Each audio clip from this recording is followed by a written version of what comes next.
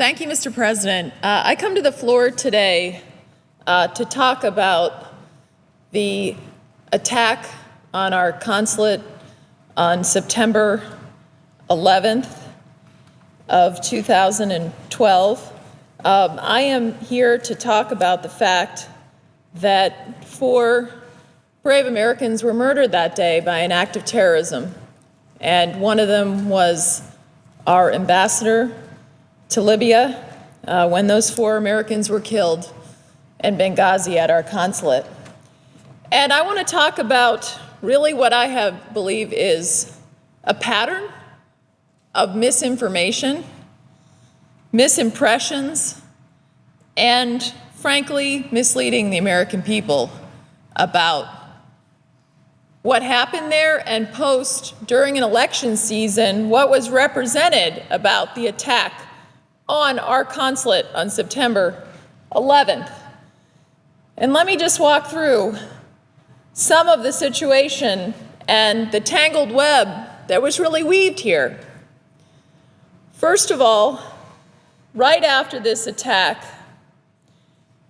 that occurred, we know that on September 16th, Ambassador Susan Rice appeared on behalf of the administration on every major Sunday television show, and during that time, people rightly wanted to know what happened. This was a big deal.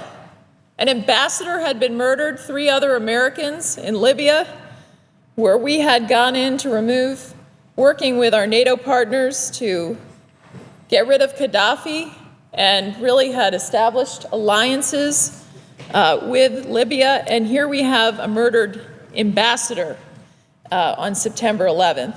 And that day, Ambassador Rice, during the context of a presidential election, went on every Sunday television show, and when she was asked about what happened on that day, she blamed this on the spontaneous reaction to a hateful video.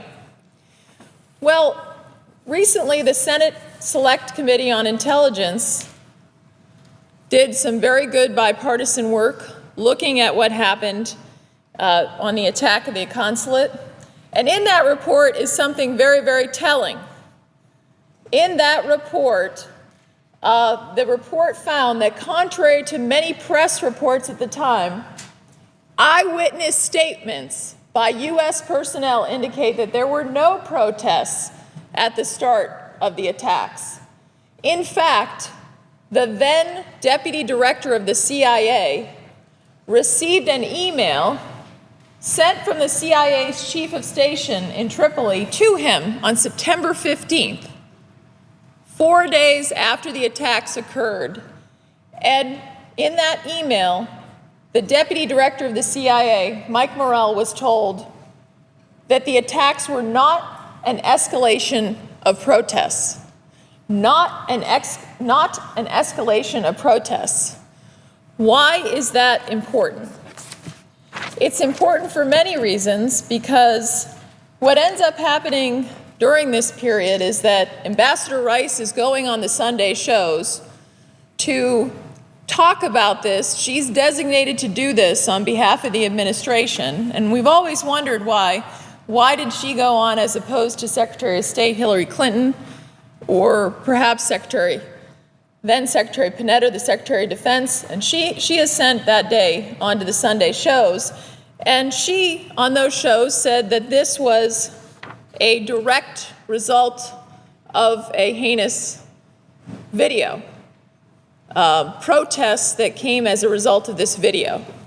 Yet the day before, the then Deputy Director of the CIA had already gotten an email from the people on the ground, eyewitness statements, because there were survivors, people who survived this attack that were interviewed to find out, like in any situation where you have had a terrorist attack or a murder case, you're going to talk to the eyewitnesses on the ground. And there were eyewitnesses, they were spoken to, and as a result of those eyewitness interviews, the day before she goes on those Sunday shows, the Deputy Director of the CIA is told There was not an escalation of protests. That what has been reported, that's not the case. Yet she went on the show and said that anyway. What is even more troubling is that this information is communicated to the deputy director of the CIA, and somehow there's talking points prepared that don't reflect this information. Moreover, we have the President of the United States, and somehow this information that was given to the deputy director of the CIA, nobody tells the president. I don't know. Or they didn't like the story that they received, because during that period of time, if you look at this, on September 11th, the president gave many media interviews during this period. It was a presidential election. And on September 18th, which is 7 days after the attacks on the consulate, 2 days after Susan Rice went on the Sunday shows, the president is on the Dave Letterman show. We've all watched the comedy Dave Letterman show. And Dave Letterman asked him about the attacks on the consulate in Benghazi. And on that show, he blames it on, he talks about the video being, this heinous video being a cause of what happened to the attack on the consulate. Yet on September 15th, the then deputy director of the CIA already had some information. This is not an escalation of protests. There were interviews done of the survivors on the ground. Yet on the Dave Letterman show, a week later, in fact, 3 days after this information is received by the deputy director of the CIA, you have the president talking about the video. But it gets worse. 9 days later, 9 days after the attack, and in fact, so on September 20th, the president gives another interview at the Univision Town Hall. Now, this is 5 days after the deputy director of the CIA is given this information, apparently coming from the survivors. And what does the president say? What we do know is that the natural protests that arose because of the outrage over the video were used as an excuse by extremists to see if they could also directly harm U.S. interests when he's asked about the attack on our consulate. And so here we have 9 days after the attack, 5 days after this information given to Mike Morrell, the then deputy director of the CIA, and yet we have another interview on The View, another popular show. 13 days, almost 2 weeks after the attack on the consulate, and again, the President of the United States talks about this being about the video and a reaction to the video. And so here we have, I think, the work that was done on this, clear misinformation about what happened that day, and very troubling pattern in the context of an election where on those Sunday shows, Ambassador Rice made sure to tell everyone Al-Qaeda has been decimated, because that was the narrative during this time period, that Al-Qaeda has been decimated, and if this is a terrorist attack, then that's going to be problematic to that narrative. In fact, recently, the president, in fact, we had testimony before the Senate Armed Services Committee from then Defense Secretary Panetta. And when he testified before the Armed Services Committee, he said clearly, there is no question in my mind that it was a terrorist attack. And in fact, he said, when I appeared before the Armed Services Committee 3 days after this, I told you it was a terrorist attack. But Secretary Panetta made clear that he knew from the beginning this was a terrorist attack. Yet, the president, again, on September 12th, when even though the day of it he said, we won't tolerate any act of terror, he's actually asked directly by then the interviewer, Mr. Croft from 60 Minutes, Mr. President, this morning you went out of your way to avoid the use of the word terrorism in connection with the Libya attack. Do you believe that this was a terrorism attack? the president said, well, it's too early to tell exactly how this came about, what group was involved, but obviously it was an attack on Americans. Refusing then to call it what it was, what his own Secretary of Defense knew, that it was a terrorist attack, because, of course, we know that the narrative at the time was Al-Qaeda has been decimated, and if it was a terrorist attack, it didn't quite fit with that narrative. In fact, recently, the president gave an interview on Fox News with Bill O'Reilly on February 2nd, and what he said is, when he was asked about the attack on the consulate, he said, "We revealed to the American people exactly what we understood at the time. The notion that we would hide the ball for political purposes when a week later, we all said that there was a terrorist attack taking place the day after I said it was an act of terror, that wouldn't be a very good cover-up." Well, I guess the president, when he told Mr. O'Reilly this, that he forgot about the interview that he gave, in fact, on The View, which was almost 2 weeks after this event, 13 days after it, almost 2 weeks later, when, in fact, he was asked by Ms. Behar, "I heard Hillary Clinton say it was an act of terrorism. Is it? What do you say?" Well, no act of terrorism then. He doesn't acknowledge it. He says, "We're still doing an investigation. There's no doubt the kind of weapons that were used, the ongoing assault, that it wasn't just a mob action." This is in the context where, of course, his Secretary of Defense said he knew right away it was an act of terrorism, where in fact he said he came to the Armed Services Committee 3 days after and said it was an act of terrorism. And again, within a week, he isn't saying it's an act of terrorism when he's directly asked, wasn't an act of terrorism.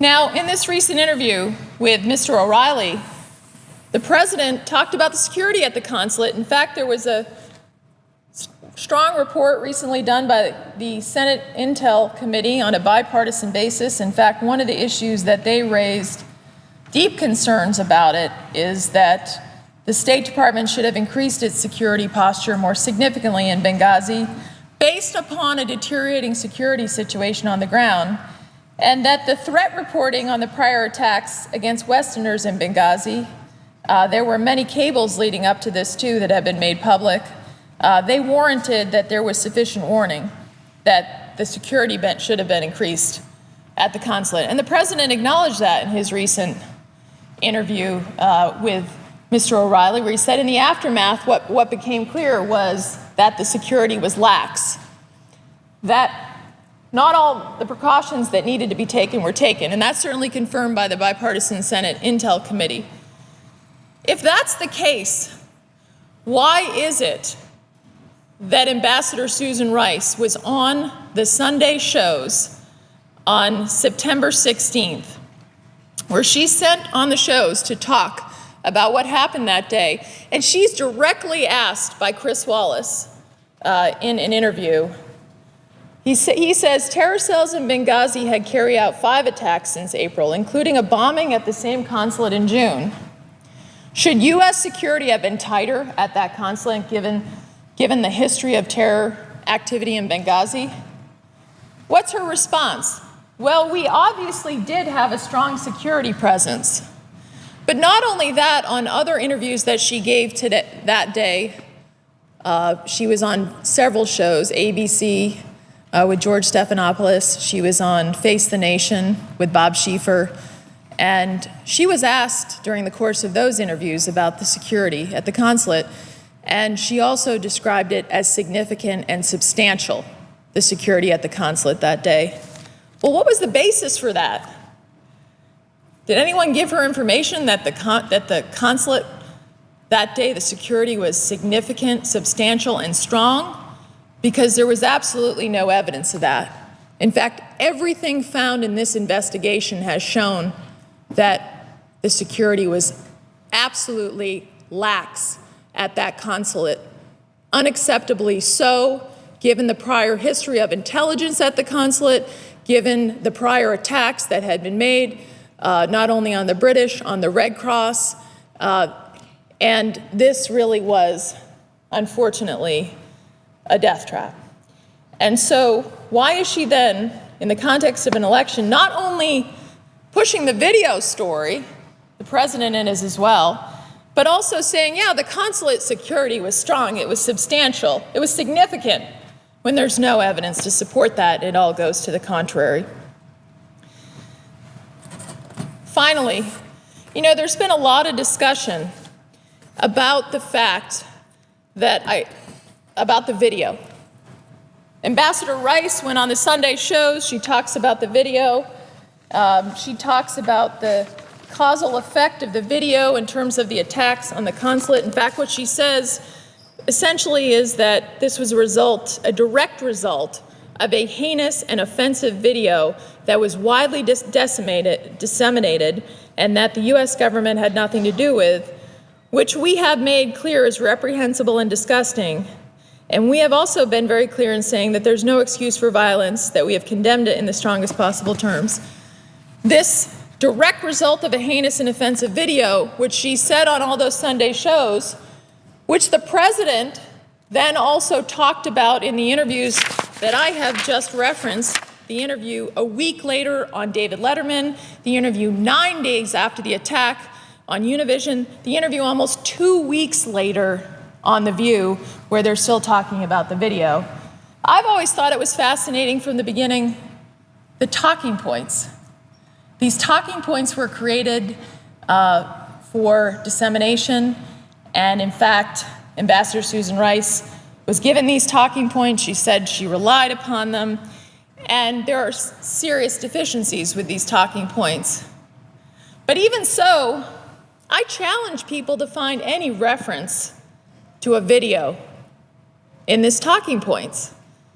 I looked and I looked and I looked, and I couldn't see the word video in these talking points anywhere. Yet we have Ambassador Susan Rice on behalf of the administration on September 16th, every Sunday show talking about the video. The President of the United States on David Letterman a week later talking about the video. The President 9 days later after the attack on Univision talking about a video. Almost 2 weeks later, 13 days later on The View talking about a video. And yet there isn't a reference to a video in these talking points. I've never understood, where did the video story come from? Do you think we'll ever get the answer to that? Because I think we deserve an answer to that, especially now that because of the recent Senate Intel report, we know that the deputy director of the CIA, the day before Ambassador Rice first appeared on those Sunday shows to tell this story, that he received this email that reported that the attacks were not an escalation of protests. So if it's not an escalation of protests, let's look at these talking points again. These talking points don't refer to a video. We're not sure how that story got told. But then why is it that the talking points that did go out said that available current information suggests that demonstrations in Benghazi were spontaneously inspired by the protests at the U.S. Embassy in Cairo and involved into a direct assault against our U.S. diplomatic post in Benghazi and subsequently its annex, and that they were participating in violent demonstrations. So how come what he learned the day before wasn't taken into account in terms of what was represented to the American people? And I think a bigger question is, how is it that the deputy director of the CIA can receive relevant and important information, and that information never gets to the President of the United States as late as 9 days later? Because on September 24th, on The View, he's still talking about this video, yet it turns out that the video never had anything to do with this. So, it really raises so many questions in terms of the tangled web of this whole situation. And I have yet to talk about what was an incredible change in these talking points, which was the removal of the reference to Al-Qaeda. The original set of talking points, before they went through various modifications, talked about Al-Qaeda, or the potential of Al-Qaeda-affiliated groups being involved in these attacks. Of course, that now has been confirmed by the bipartisan Senate Intelligence Committee report recently revealed. But at the time, the reference to Al-Qaeda was removed from these talking points. And it was removed from these talking points, and Ambassador Rice was free to go on the Sunday shows September 16th, and she said Al-Qaeda had been decimated. Imagine if the talking points had kept the reference to Al-Qaeda. Do you think that she would have gone on every Sunday show and said Al-Qaeda had been decimated? I would hope not, because it was not true that Al-Qaeda had been decimated, as evidenced by the attacks on our consulate.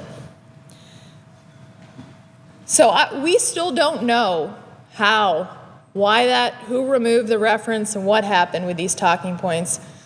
But what really troubles me also is that the deputy director of the CIA, who the Senate Intelligence Committee report says received this email on September 15th that said the attacks were not an escalation of protests, he worked on these talking points.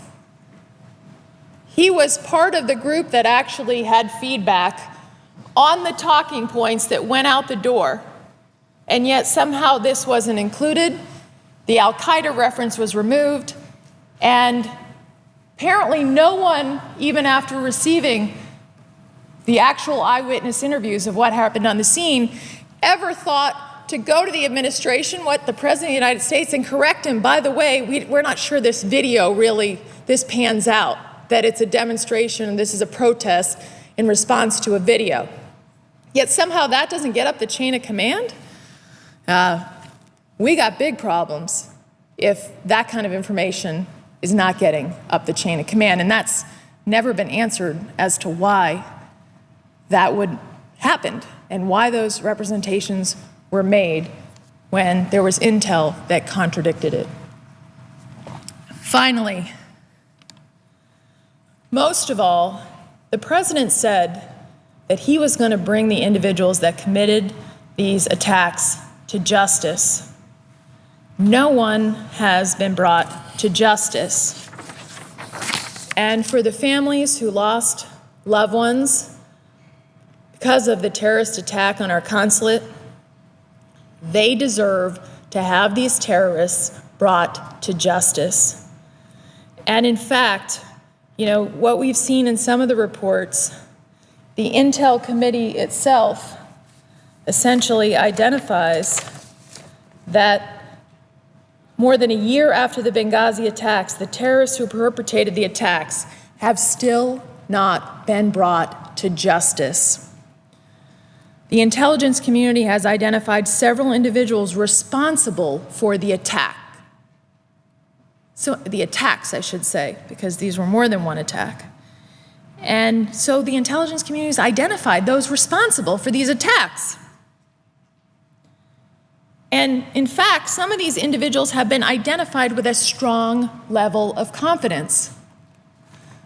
So why hasn't anyone been brought to justice? Why haven't we pursued this to pick the people who committed these terrorist attacks up, to get them, to hold them accountable? The victims deserve justice, and they have not seen justice. And I hope that we will get those individuals, these terrorists that murdered our ambassador and 3 other brave Americans on September 11th of 2012, and bring them to justice, because it is totally unacceptable that that has not happened right now.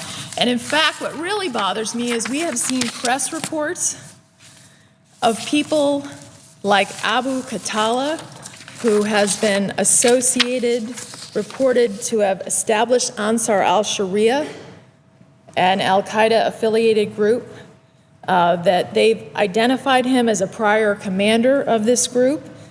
that witnesses at the attacks identified this man as being there that night during the attacks on our consulate, and yet we haven't picked him up or anyone else.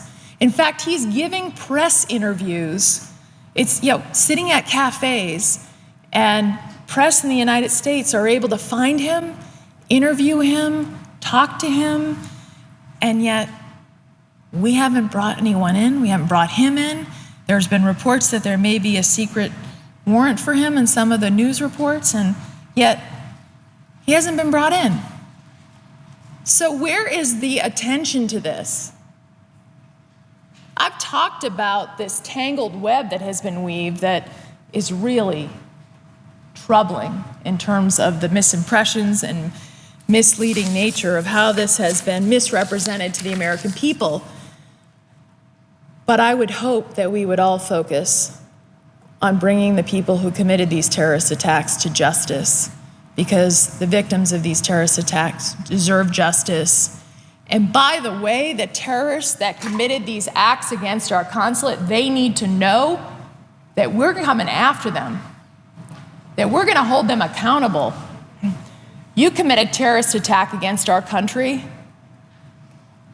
and you should not be in a position to be out drinking coffee in a cafe. You need to be held accountable so that we can send a message to other terrorists: don't mess with the United States of America. And right now, they're getting the opposite message, with no one being held accountable for the attacks, the terrorist attacks on our consulate on September 11th of 2012. Thank you, Mr. President. I yield the floor.